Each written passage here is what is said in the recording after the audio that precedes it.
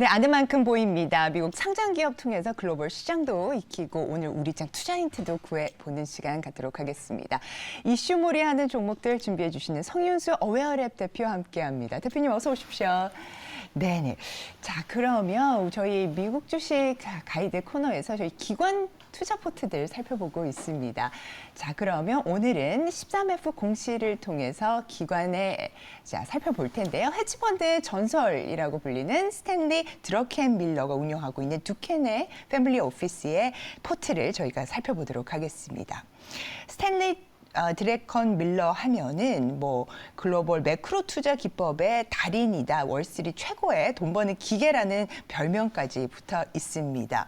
자, 스탠리 드래컨밀러의 1분기 보유 종목 보고 계신데요. 탑홀딩 종목이 쿠팡입니다.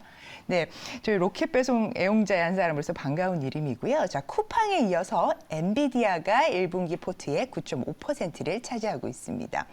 종목명 옆에 별표가 되어 있는 건 신규 편입되었다 이런 뜻이고요. 마이크로소프트가 포트의 9.1% 규모로 1분기에 신규 편입됐습니다. 이어서 CRO 기업인 IQVR을 신규 편입한 점도 눈에 띄고요. 자, 우측 칼럼 보시겠습니다. 알파벳 주식을 9,100만 달러어치 사들였습니다. 반도체 기업들인 TSMC, AMD도 포함되어 있고 또 최근 AI 관련주로 급부상 중인 마벨 테크놀로지도 1분기에 담았네요. 통신 반도체 또 데이터 센터용 반도체 생산하는 팹리스 기업입니다. 전일장에서 32% 폭등을 했는데요. 자, 여기까지 살펴보겠습니다. 스탠리 드러켄밀러의 포트 어떻게 보셨나요, 대표님? 일단 쿠팡의 비중이 높은 네. 게 상당히 인상적이고 네. 제가 알기로는 쿠팡이 흑자 전환하기 전부터 네. 쿠팡의 비중을 높게 가져간 것으로 알고 있는데 네. 흑자 전환 직후에는 주가가 이렇게 급등을 했었지만은 최근 들어서는 조금 지지부진한 모습을 보이고 있고요. 또 AI 관련주인 엔비디아, 마이크로소프트, 알파벳, TSMC, AMD, 마벨 테크놀로지 등의 비중이 굉장히 높은 것도 특징이라고 볼 수 있는데 이들 모두 최근 들어 엔비디아의 급상승의 랠리에 동참을 해서 수익률이 괜찮았던 것으로 알고 있습니다. 네, 스탠리 드러켄밀러 월가의 정말 전설적인 투자자이고요. 1분기에 어떤 종목들을 편입했는지에 대한 상황들 저희가 한번 지켜봤습니다. 그러면 이 중에서 오늘 살펴볼 종목 있을까요? 네, 오늘 소개해드릴 미국 주식은 선도적인 디지털 광고 기업인 알파벳입니다. 구글의 모회사로 가장 유명하고요. 또 우리나라에서 가장 체류 시간이 긴 디지털 콘텐츠 서비스인 유튜브 또한 네. 알파벳의 자회사 중 하나입니다. 네, AI 또 인공지능의 원조 맛집이라고도 불리는 구글인데요. 자, 그러면 하나씩 살펴보도록 하겠습니다. 네, 구글 서비스는 되게 널리 사용되고 있으며 이제 세계에서 가장 인정받는 브랜드 중 하나로 인식되고 있습니다. 핵심 제품 및 플랫폼에는 광고, 안드로이드, 크롬, 하드웨어, 지메일, 구글 드라이브, 구글 지도, 구글 포토, 구글 플레이, 검색, 유튜브 등이 있으며 전 세계 사용자가 광범위하게 사용 중이고요. 보시면 아시다시피 우리가 살면서 이제 한 번쯤은 들어본 듯한 제품들이 되게 많은데요.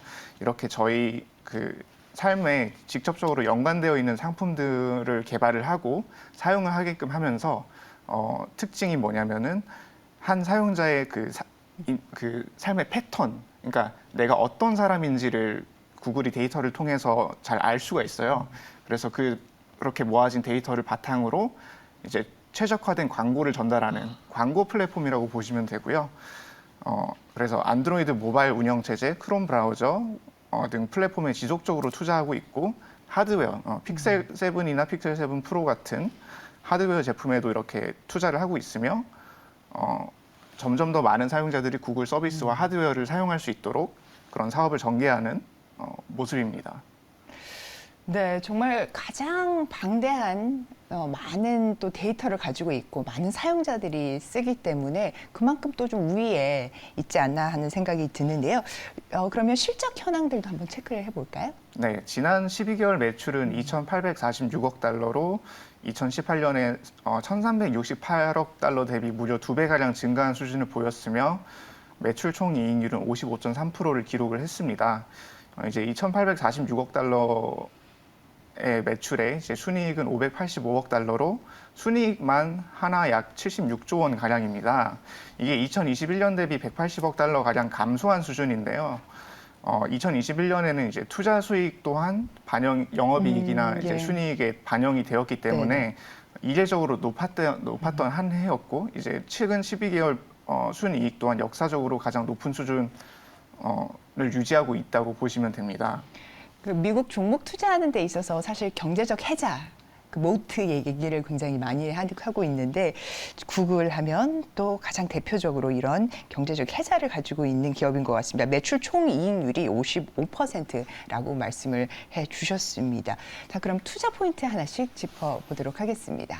네, 투자 포인트는 크게 두 가지라고 볼 수 있는데요. 이제 첫 번째는 검색에 대한 기술력이고, 검색에 대한 강력한 헤게모니고, 네. 두 번째로는 AI 기술력입니다. 먼저 검색을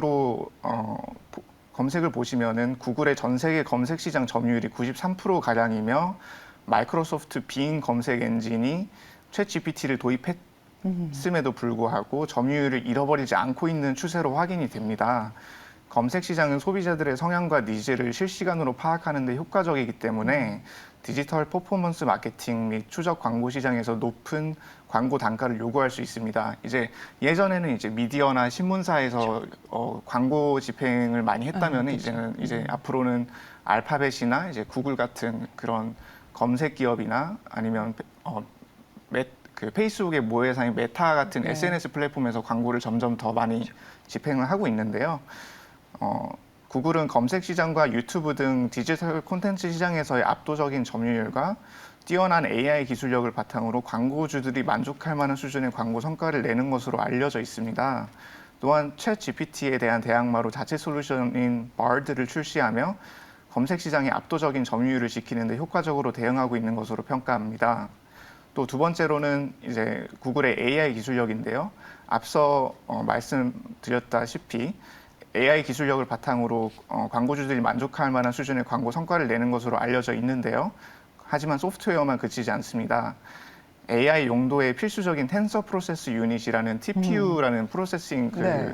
반도체가 있거든요. 그거를 직접 설계하였으며 구글의 AI 서비스에 직접 활용 중이고요. 또 유튜브를 위해 비디오 스트리밍에 최적화된 칩셋 또한 직접 설계했을 만큼 반도체 설계 관련 경쟁력 또한 뛰어나다고 볼 수 있습니다. 그 미국의 3대 AI 기업들을 꼽자면은 엔비디아 같은 그런 반도체 기업들을 제외를 하면은 항상 순위권에 등장하는 것이 알파벳, 마이크로소프트, 메타인데 네. 아직까지도 AI 기술 경쟁력은 굉장히 높다고 보시면 되고 어떤 분들은 이제 구글이 이제 AI 관련해서 좀 밀리고 있다는 우려를 제시하고 계신데 전혀 그렇지 않습니다. 네네. 그 사실 데뷔전에서는 체면을 좀 구겼습니다. 네, 맞습니다. 그죠, 바드가. 네, 네. 하지만 지금 전문가분들이 사실 공통적으로 말씀을 하시더라고요. AI 뭐 알고리즘이라든가 아니면 전체적인 아키텍처에 있어서 구글이 여전히 가장 앞서 있다라고 얘기를 하시던데 그래도 우리가 살펴봐야 될 리스크 요인들이 있을 거란 말이죠. 어떤 부분들 저희가 짚어봐야 될까요?